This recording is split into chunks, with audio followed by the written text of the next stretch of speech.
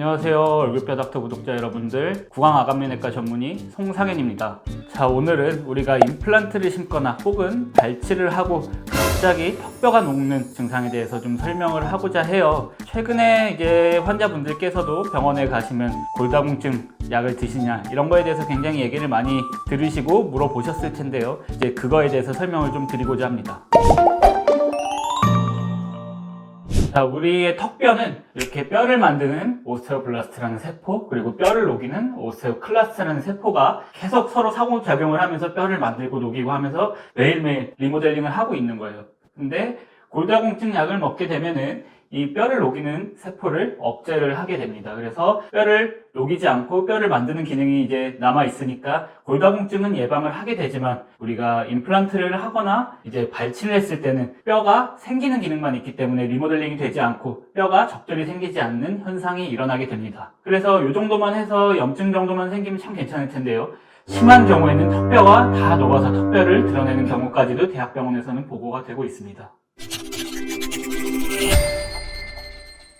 저희가 이제 발치를 하거나 뼈를 심거나 아무튼 저희 앞골에 수술을 하고 뼈가 녹는 증상을 MRON-J라고 해요. Medication Related Osteonecrosis of the Jaw. 그냥 간단하게 MRON-J라고 부르고는 있습니다. 특히 이제 비스포스포네이트 이런 환자들에게서는 MRON-J를 일으킬 수 있고 또 최근에 얼마 되지 않았지만 데노스맙이라는 약, 특히 프롤리아라는 이제 약명으로 알려진 것들 이런 거를 맞으시는 분들에게서도 이제 MRON-J가 일어날 수 있다고 알려져 있습니다. 그리고 골다공증뿐만 아니고 이렇게 종양이 있으신 분들 특히 수술할 때 너무 위험한 부분에 있는 종양은 뗄 수가 없어요. 수술할 때 다.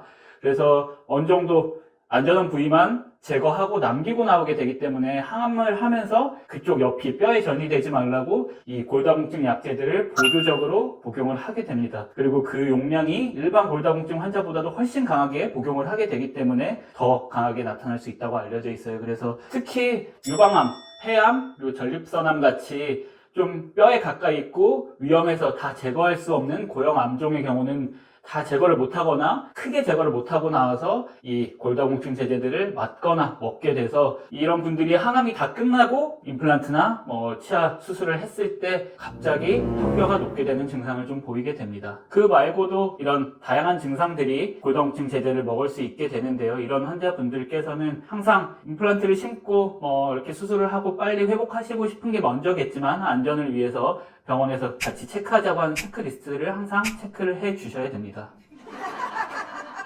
그래서 이 MRON-J에 대한 가이드라인은 아직 나오지 않았어요. 포지션 페이퍼라고 해서 참고를 해서 이렇게 하자라는 페이퍼들이 몇 년 주기로 나오고 있는데 대신에 전제는 경험된 그리고 숙련된 의사가 판단하에 어떻게 할지는 알아서 결정하자라는 좀 추세가 나오고 있고요.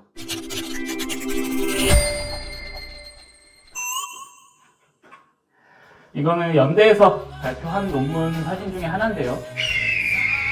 악성 종양 때문에 조메타 맞으셨던 분이 임플란트를 심고 턱뼈가 괴사된 이제 케이스예요. 그래서 이 정도면 대학병원에서 보는 것 중에 심한 편도 아니지만 굉장히 많이 녹았죠. 그래서 그만큼 턱뼈가 다 괴사돼서 결국 드러냈던 환자분이고 또 발치했던 이 부분도 턱뼈가 다 괴사돼서 드러내게 되었습니다. 그래서 저런 경우는 어떻게 해요? 만약에 생겼을 때 치료 과정도 너무 복잡하고 그 다음에 치료 옵션도 많이 없기 때문에 애초부터 골다공증이 있으셨던 분들 그리고 약을 오래 드셨던 분들은 애초에 숙련된 의료진과 상담을 하고 치료를 진행하시는 게 치료도 빨리 완성되고 그리고 이런 위험성도 줄이고 그럴 것이라고 생각을 합니다.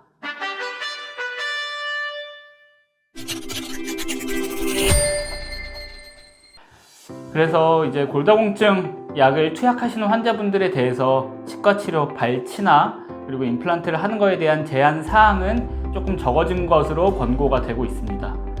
하지만 악성 종양이 있었던 분들 또는 류마티스가 있는 분들 또는 당뇨가 심하신 분들은 아무리 권고 사항이 적어졌다고 하더라도 의료진의 판단 하에 이 MRON-J라는 증상이 생길 수 있다고 하면 조금 더 치료 기간이 미뤄질 수 있겠죠. 그리고 급하게 치료를 시작하셨다가는 이런 증상이 일어나서 오히려 나중에 더 고생을 하고 임플란트를 할 수 없는 상황까지 갈 수도 있습니다. 그렇기 때문에 처음 시작부터 숙련된 의료진과 상담을 충분히 한 후에 결정하시길 바라고 그리고 병명을 숨기지 마시고 병력을 숨기지 마시고 꼭 의료진에게 솔직하게 얘기해 주시면 더 좋은 결과가 있을 거라고 생각이 듭니다.